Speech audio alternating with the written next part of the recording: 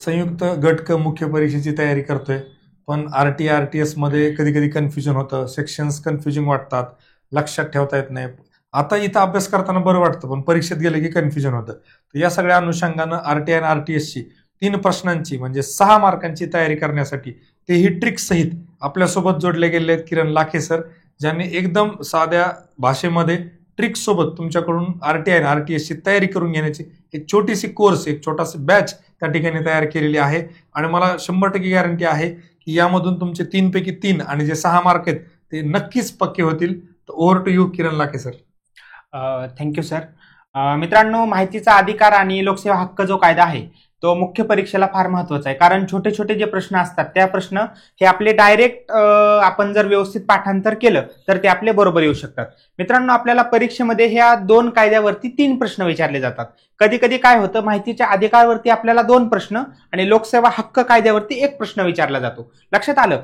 परंतु आता गडबची जी मुख्य परीक्षा झाली आता 24ची, त्यावेळेस त्यांनी काय केलं, लोकसेवा हक्क कायद्यावरती त्यांनी काय केलं, 2 प्रश्न, लोकसेवावरती 2 प्रश्न विचारले आणि माहितीच्या अधिकारावरती 1 प्रश्न विचारला. मला एक गोष्ट फार प्रकर्षाने जाणवली, जर परीक्षेमध्ये आपल्याला कलमांचं डायरेक्ट जर आपल्याला त्याचं पुढं काय डिस्क्रिप्शन दिलेलं आहे हे डायरेक्ट पाठ असेल तर आपल्याला परीक्षेमध्ये फार कमी वेळामध्ये ते काय होतं, आपल्याला त्याचे मार्क, हातचे मार्क आपल्याला मिळतात.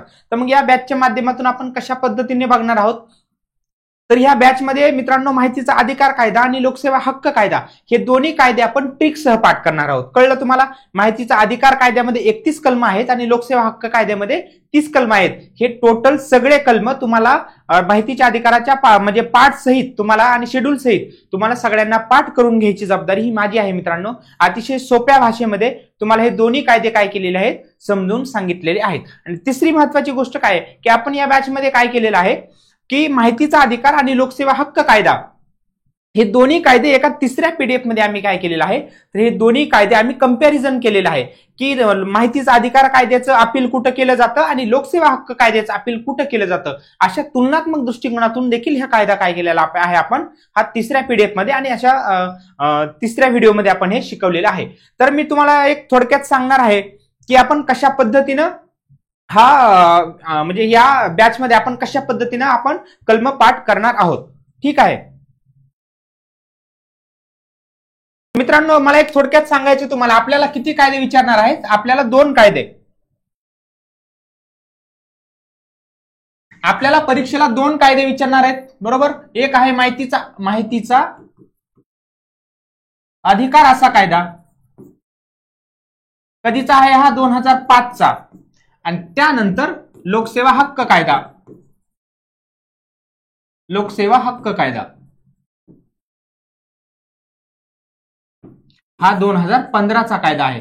मित्रांनो, या कायद्यामध्ये 31 कलम आहेत आणि या कायद्यामध्ये किती आहेत रे, 30 कलम. आणि यामध्ये 6 प्रकरण आहेत आणि या कायद्यामध्ये कसल्याही प्रकारचे प्रकरण नाहीत. लक्षात आलं तुम्हाला? मग बेसिकली हे सगळे कलम कशा पद्धतीने ट्रिकनुसार पाठ करायचे हे मी तुम्हाला थोडक्यात सांगतो. आता माहितीच्या अधिकार कायद्यामध्ये आपल्याला कलम 21 किंवा आता कलम 8, 9 आणि 10 किंवा आपण 3, 4, 5 असं लक्षात ठेवू. हा माहितीचा अधिकार कायदा आहे. मग हा माहितीचा अधिकार कायद्याची ही ट्रिक मी कशी केलेली आहे की ROJ. कळलं? R म्हणजे काय, राईट टू इन्फॉर्मेशन, म्हणजे माहितीच्या अधिकाराचं कलम हे 3 आहे. कळलं? ROJ. R म्हणजे राईट टू इन्फॉर्मेशन, O म्हणजे ऑब्लिगेशन, ऑब्लिगेशन म्हणजे काय रे, आबंधन. कळलं? आणि J म्हणजे काय, जनमाहिती अधिकाऱ्याची नियुक्ती. लक्षात आलं तुम्हाला? जनमाहिती अधिकाऱ्याची नियुक्ती. अशा पद्धतीनं ग्रुपने आपण काय करणार आहोत, कायदे पाठ करणार आहोत. आता फॉर एक्झाम्पल दुसरं जर आपण बघितलं तर 18, 19 आणि 20 असे 3 प्रकारचे कलम आहेत जे की आपल्याला माहितीच्या अधिकारामध्ये आहेत. आता मग हे कसे पाठ करायचे, हे पण ग्रुपिंगने पाठ करायचे. त्याची ट्रिक काय, PAP. कळलं? मग इथं आपण असं पाप लक्षात ठेवायचं. P म्हणजे काय, पॉवर. कळलं? आयोगाचे जे अधिकार आहेत मित्रांनो हे कलम 18 मध्ये दिले आहेत. त्यानंतर 19 मध्ये आपल्याला काय दिलेलं आहे, अपील दिलेलं आहे. आणि त्यानंतर इथं काय दिलेलं आहे, पेनाल्टी. पेनाल्टी म्हणजे शास्ती. लक्षात आलं? ही जी बॅच आहे या बॅच मध्ये मराठी आणि इंग्लिश अशा दोन्ही माध्यमातून आपल्याला काय त्या पीडीएफ मध्ये आपण दिलेले आहे. त्यामुळे मराठीमध्ये नाही किंवा इंग्लिशमध्ये आहे किंवा इंग्लिशमध्ये नाही मराठीमध्ये असं तुम्हाला कन्फ्युजन होणार नाही. आता मला सांगा 18, 19, 20 आपण एकदा जेव्हा ट्रिकनुसार जेव्हा पाहिले तर ते आपले पाठ होणार आणि 3-4 पाठ. त्यानंतर आपण 21 आता पुढे जर पाहिलं आपण मित्रांनो कलम 21, 22, 23, 24 आणि 25. आता हे आपण कसं लक्षात ठेवायचं? हे पाचही कलम लक्षात ठेवण्याची फार सोपी ट्रिक आहे. ते काय आहे की असं GOBAR गोबर नावाची ट्रिक आहे. माहितीचा अधिकार जो आहे त्या माहितीच्या अधिकारचे 21 ते 25 जे कलम आहे ना हे तुम्ही जस्ट गोबर जरी लक्षात ठेवलं तरी हे तुमचे कलम विसरणार नाहीत. आता कलम 21 वरती 2-4 वेळा प्रश्न विचारलाय. आता 21 मध्ये काय विचारलं जातात? जी म्हणजे काय? गुडफेत. गुडफेतला मराठीमध्ये आपण काय म्हणतो? सद्भावनापूर्वक कृतीला केलेलं संरक्षण.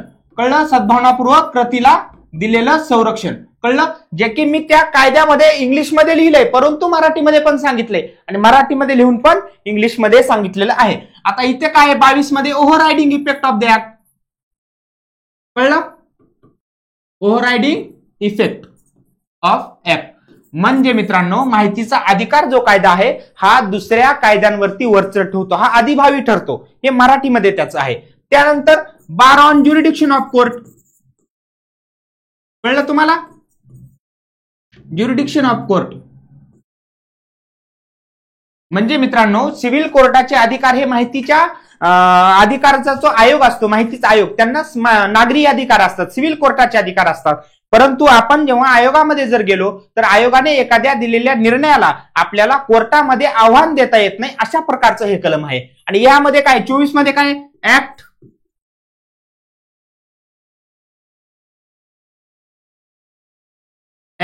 अप्लाय टू सर्टन ऑर्गनायझेशन म्हणजे मित्रांनो हा कायदा not apply to certain organisation.